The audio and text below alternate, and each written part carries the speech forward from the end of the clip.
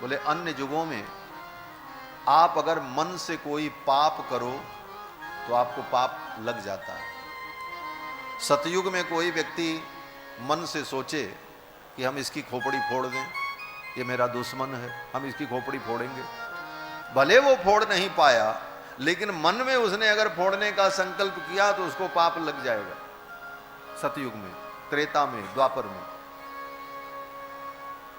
और पुण्य, बोले सतयुग में किसी ने सोचा हम यज्ञ करें, तो यज्ञ करें ये सोचने से उसे यज्ञ का फल नहीं मिलेगा, जब करेगा तब मिलेगा।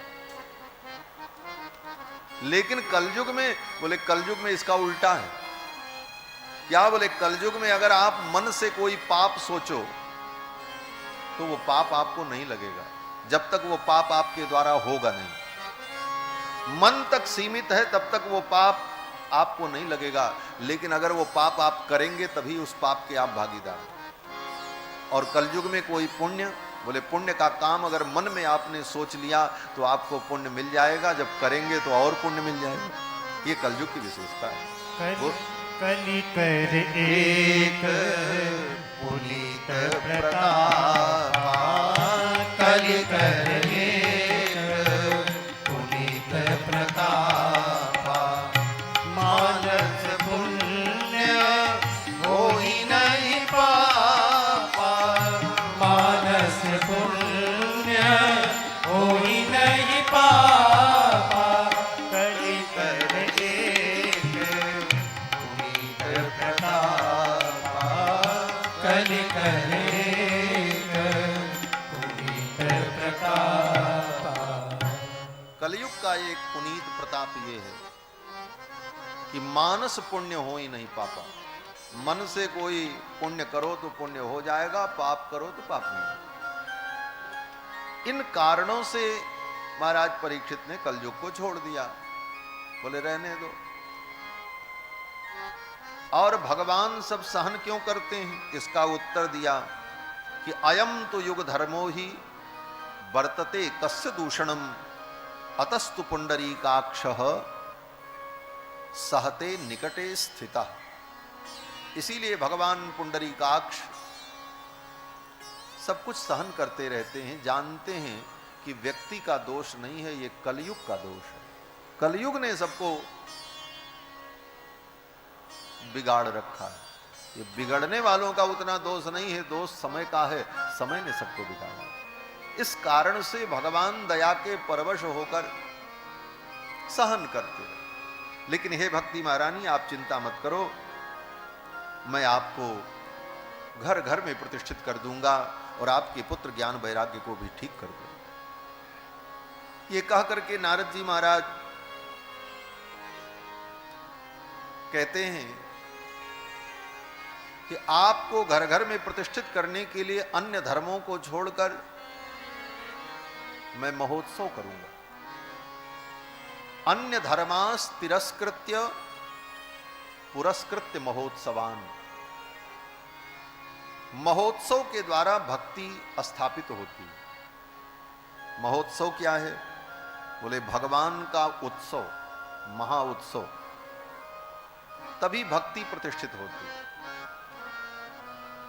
राम जी का जन्म महोत्सव मनाओ, विवाह महोत्सव मनाओ, भगवान का अन्नकूट महोत्सव, भगवान का रथ महोत्सव, ये विविध प्रकार के जो भगवान के महोत्सव मनाए जाते हैं, इस महोत्सव से ही भक्ति की प्रतिष्ठा होती है। कुछ लोग तो ये देखने आते हैं क्या हो रहा है,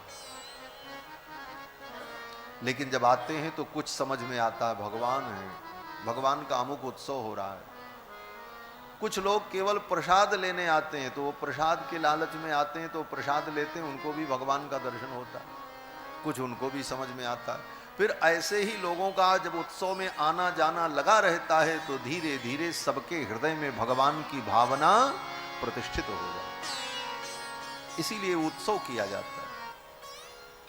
गांव गांव में, घर घर में, गली गली में उत्सव होते हैं।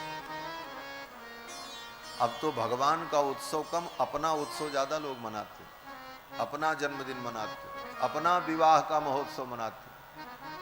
हमको तो कभी कभी शर्म आती है, 60-60 साल के बूढ़े अपने ब्याह की वर्षगांठ मनाते हैं।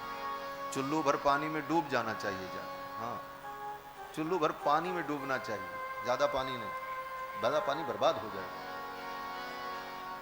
60 साल के बूढ़े बताओ ब्याह की वर्षगांठ मना रहे हो, मरने के कगार पे हो, ठाकुर कैसे मिले ये विचार नहीं, ब्याह की वर्षगांठ मन रही और विधिवत पूरी रस्म हो रही है, मेहंदी लग रही है, सहनाइयां बज रही।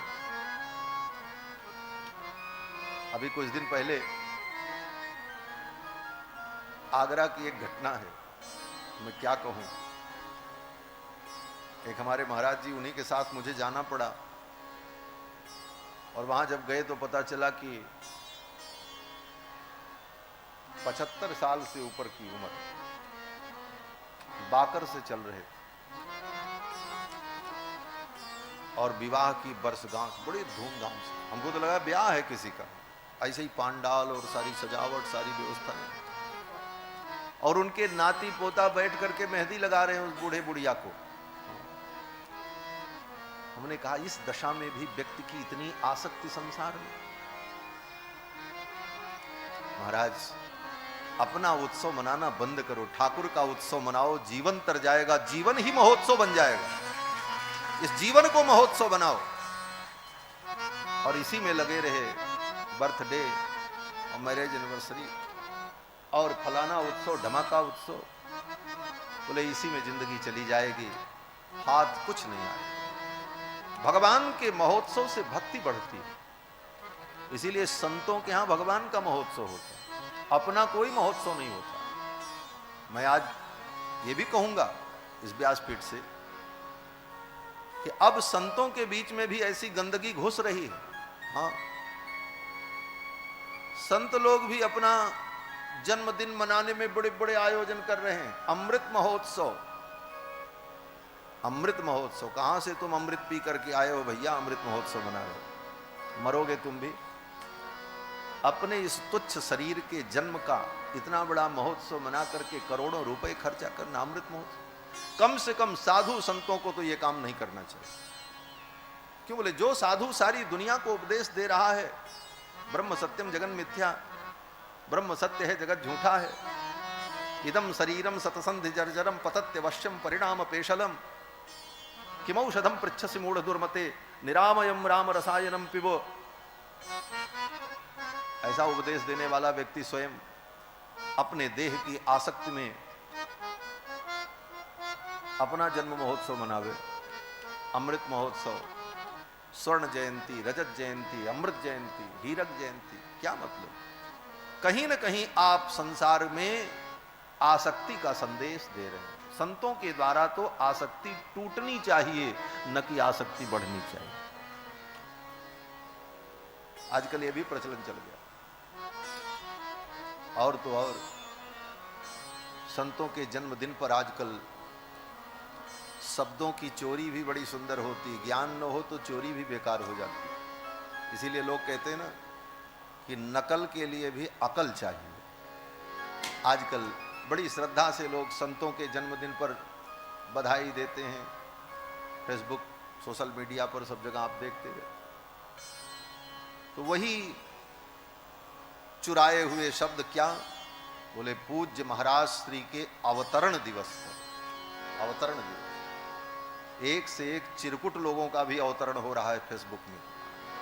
चिरकुटों का अवतरण तो भगवान का होगा, हमारा अवतरण। अवतरण कहते किसे मालूम है? जो अपनी इच्छा से कहीं आए जाए उसका अवतरण होता है। निज इच्छा निर्मित तनु माया गुण गोपार, विप्रधेन सुर संत हित लीन मनुज अवतार। अवतरण उसका होता है। और हम आप इस संसार में अवतरण करके नहीं आए हैं। हमारे पाप कर्म, हमारे कर्म बंधन हमको यहां लेकर के आए हैं। हम जेल की सजा भोगने आए हैं, अवतरण नहीं हुआ। लेकिन क्या बोले, अवतरण दिवस, अवतरण दिवस की बधाई दी जा रही है। महाराज, इन चीजों से संत समाज को भी सावधान होना चाहिए। क्योंकि जब इतनी आसक्ति बढ़ेगी तो कहीं न कहीं समाज को भी इससे